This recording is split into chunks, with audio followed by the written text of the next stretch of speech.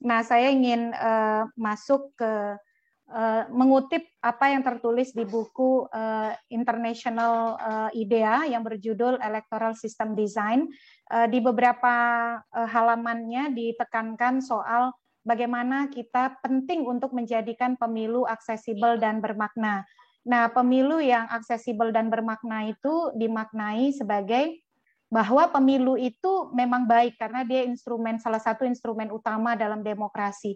Tetapi bisa tak banyak artinya bagi rakyat jika mereka sulit memberikan suara atau jika pada akhirnya suara mereka tidak membuat perbedaan dalam cara negara diperintah.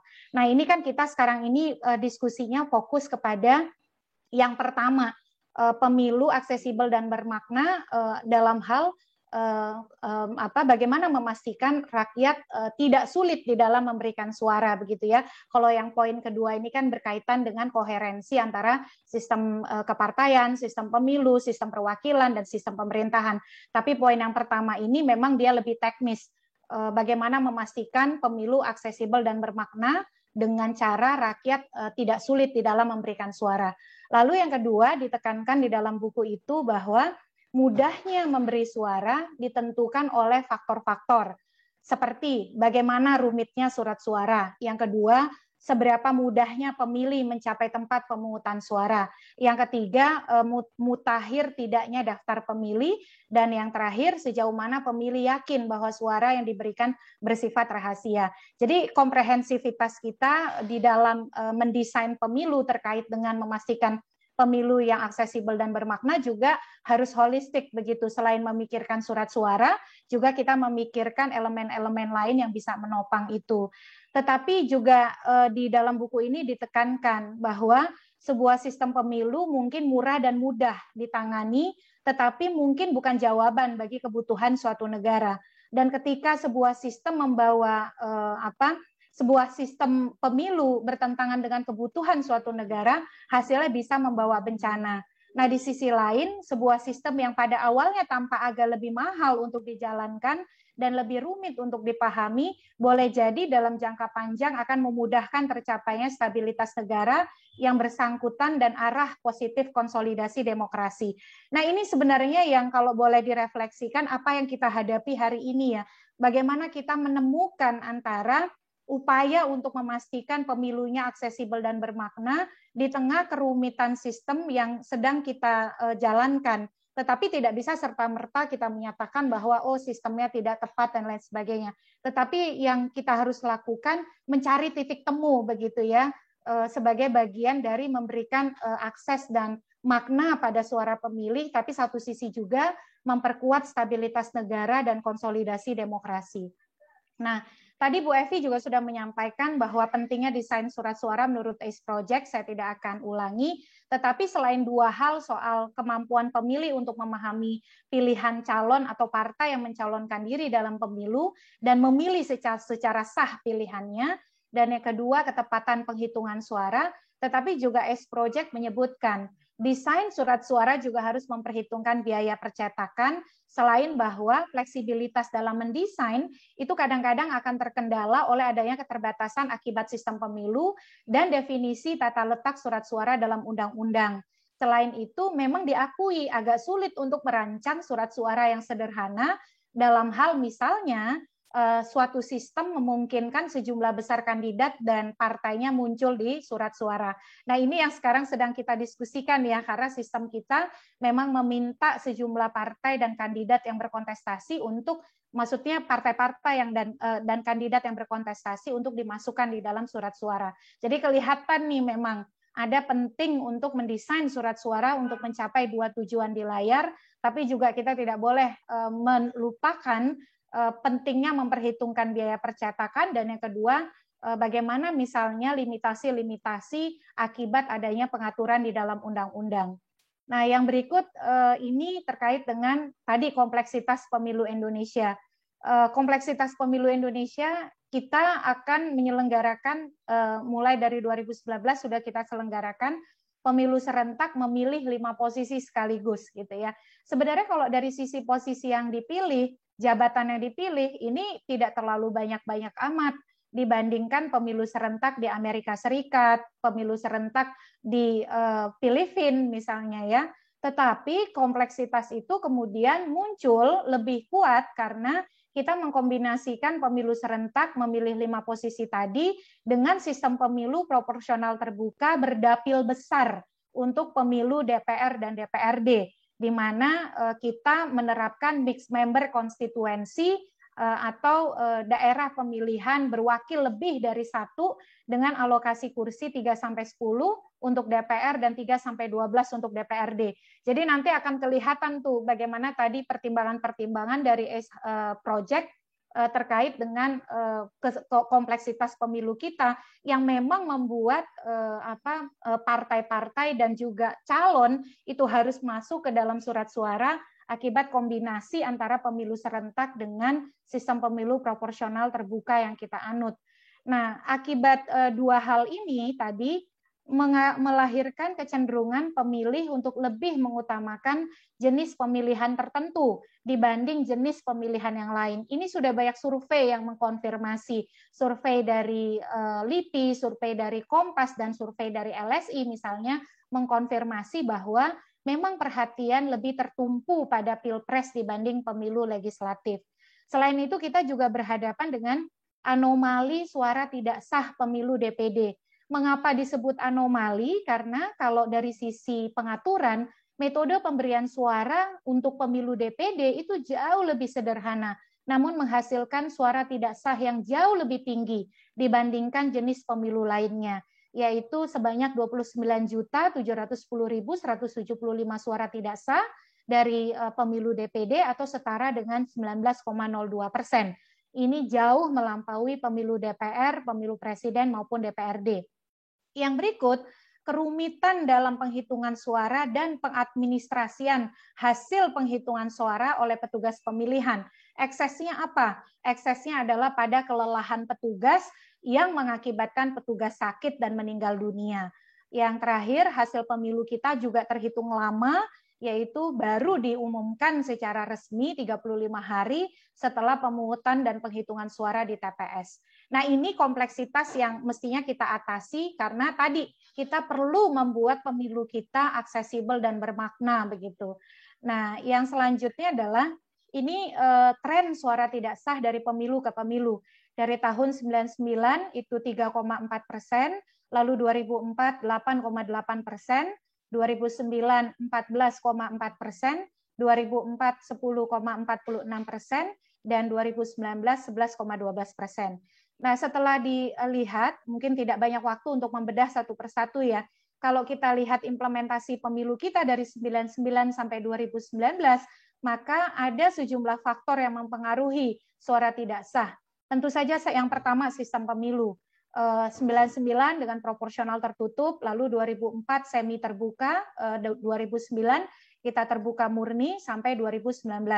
Yang kedua, waktu atau kapan suatu aturan diberlakukan. Mengapa 2009 rekor? Karena ketentuan soal suara terbanyak diperkenalkan itu cukup mepet waktu, putusan Mahkamah Konstitusi bulan Desember 2008, lalu pemungutan suaranya April 2009. Kemudian juga ada pengaruh aturan yang diberlakukan, jumlah peserta pemilihan.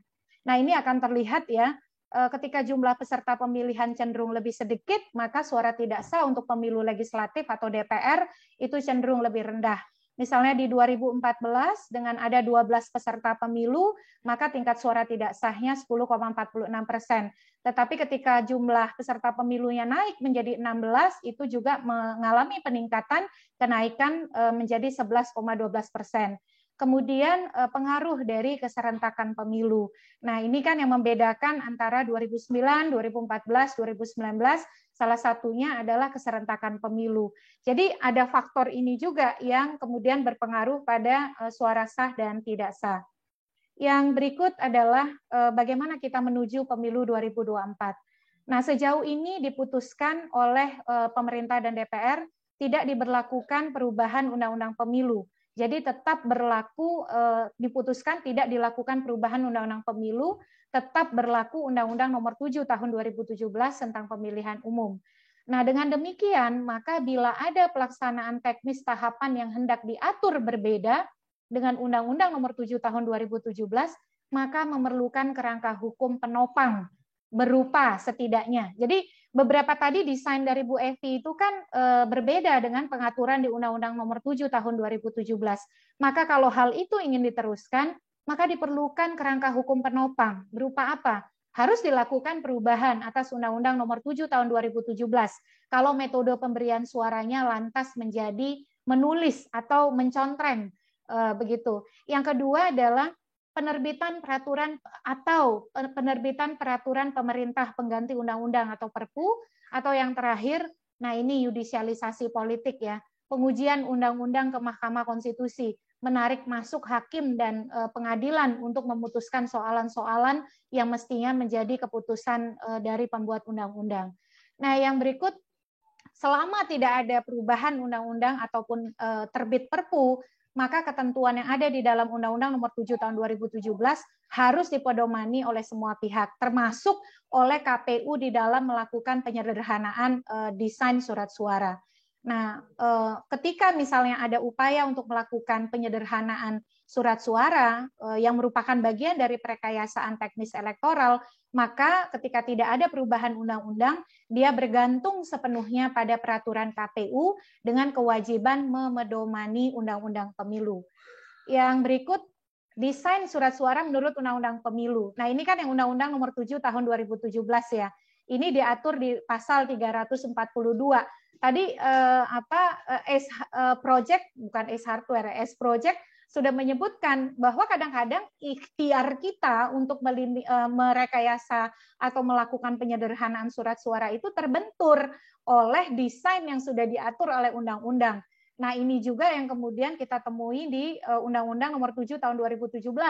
Misalnya di pasal 342 itu tegas menyebutkan bahwa surat suara untuk Pilpres itu harus ada foto, nama, nomor urut, dan tanda gambar partai politik dan atau tanda gambar gabungan partai politik pengusul pasangan calon.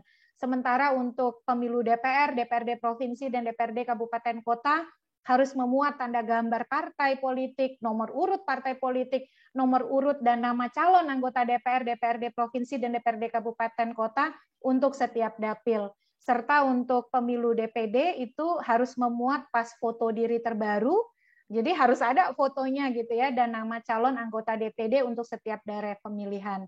Nah, KPU itu keleluasaannya terletak pada menentukan jenis, bentuk, ukuran, warna, dan spesifikasi teknis lain surat suara.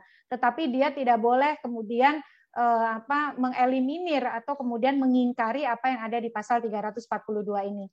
Selain itu juga untuk pemberian suara, Undang-Undang 7 2017 sudah sangat tegas gitu ya, dan ini juga mempengaruhi desain surat suara, bahwa pemberian surat suara mencoblos satu kali pada nomor, nama, foto, atau tanda gambar partai politik pengusul untuk pemilu presiden. Kemudian mencoblos pada nomor atau tanda gambar partai dan atau nama calon anggota DPR, DPRD provinsi, DPRD kabupaten kota untuk pemilu anggota DPR, DPRD provinsi, dan DPRD kabupaten kota. Serta mencoblos juga untuk nomor, nama, atau foto calon untuk pemilu anggota DPD. Nah, sekali lagi, pembuat undang-undang meskipun kemudian menyebutkan dilakukan berdasarkan prinsip memudahkan pemilih, akurasi dalam penghitungan suara, dan efisiensi dalam penyelenggaraan pemilu. Nah, dengan demikian, maka setidaknya yang dihadapi oleh KPU untuk pemilu 2024 adalah bagaimana KPU dengan tadi urutan uraian-uraian data dan juga pengaturan yang ada, bagaimana KPU menjaga keadilan dan kesetaraan perlakuan bagi semua jenis pemilihan yang berlangsung. Jadi bukan hanya keadilan kontestasi partai dengan partai begitu ya, tetapi KPU perlu memastikan keadilan dan kesetaraan perlakuan bagi semua jenis pemilihan yang berlangsung. Pemilu DPR, pemilu presiden, pemilu DPD, pemilu DPRD provinsi, dan pemilu DPRD kabupaten kota. Karena di sanalah aktualisasi kedaulatan rakyat yang satu tidak boleh mengesampingkan yang lainnya. kita mengakui memang ada rekayasa elektoral, misalnya dengan efek ekor jas yang ingin diperoleh melalui pemilu DPR dan presiden serentak. Tetapi bukan berarti kemudian perlakuan terhadap satu jenis pemilihan boleh tidak lebih baik daripada yang lain gitu. Nah, yang kedua, menjaga kemurnian suara pemilih dengan memastikan bahwa pemilih tahu, paham, dan mengerti metode pemberian suara yang benar dan konsekuensi dari pilihan yang dibuat. Jadi bagaimana memudahkan pemilih dalam memberikan suara. Lalu yang ketiga, memastikan penyelenggara pemilu mudah memahami kehendak atau intensi pemilih yang diberikan melalui surat suara, dalam artian bagaimana penyelenggara pemilu itu saat menghitung suara mudah dalam menentukan suara sah dan tidak sah. Dan yang terakhir, harus diakui bahwa sistem pemilu proporsional membutuhkan lebih banyak pendidikan pemilih dan pelatihan para petugas tempat pemungutan suara agar berfungsi dengan baik. Nah, oleh karena itu, kesimpulan yang bisa saya sampaikan, nanti Haroik pasti akan lebih banyak lagi. Ketika kita merunut tadi dari konseptual teori, lalu praktik kepemiluan kita, dan tantangan yang akan dihadapi, maka kebutuhan penyederhanaan surat suara diperlukan untuk mengatasi kompleksitas pemilu Indonesia, khususnya untuk memudahkan pemilih dalam memberikan suara dan memudahkan petugas dalam memahami intensi atau kehendak pemilih di surat suara. Yang kedua, penyederhanaan surat suara perlu mempertimbangkan satu, keselarasan dengan tujuan penyelenggaraan pemilu serentak. Yang kedua, keadilan dan kesetaraan perlakuan bagi jenis-jenis pemilihan yang ada. Yang ketiga, kemudahan dan pemahaman pemilih di dalam memberikan suara. Dan yang keempat, kemudahan dan pemahaman petugas pemilihan dalam melakukan penghitungan surat suara. Oleh karena itu yang berikut, penyederhanaan surat suara dalam lingkup sistem pemilu proporsional terbuka tetap memerlukan banyak pendidikan pemilih dan pelatihan bagi para petugas tempat pemungutan suara agar berfungsi dengan baik. Nah, oleh karena itu, redesign surat suara tidak boleh tergesa-gesa atau mepet waktu, perlu waktu yang cukup untuk kepentingan pendidikan pemilih dan pelatihan para petugas. Nah, yang terakhir, setelah mencermati beberapa hal tadi, pilihan 3 surat suara perlu dipertimbangkan. Ini kalau saya pribadi ya, menggabungkan surat suara presiden dan DPR karena tadi ya tujuan dari keserentakan pemilu yang mengharapkan ada penguatan sistem presidensil melalui efek ekor jas pemilu serentak, lalu juga surat suara DPRD provinsi dengan DPRD kabupaten kota karena dia adalah klaster pemilu daerah sebenarnya, bukan klaster pemilu nasional. Dan yang terakhir surat suara DPD karena karakternya yang khas, ada foto, ada nomor urut, dan supaya dia tidak kemudian mendapatkan perhatian yang lebih sedikit daripada jenis-jenis pemilihan yang lain. Tetapi sekali lagi saya kira apapun pilihan memang dia harus lebih sederhana, tetapi juga tidak boleh mepet waktu. Oleh karena itu keputusannya harus simple, harus cepat sehingga ada ruang yang cukup untuk pendidikan pemilih dan pelatihan bagi para petugas.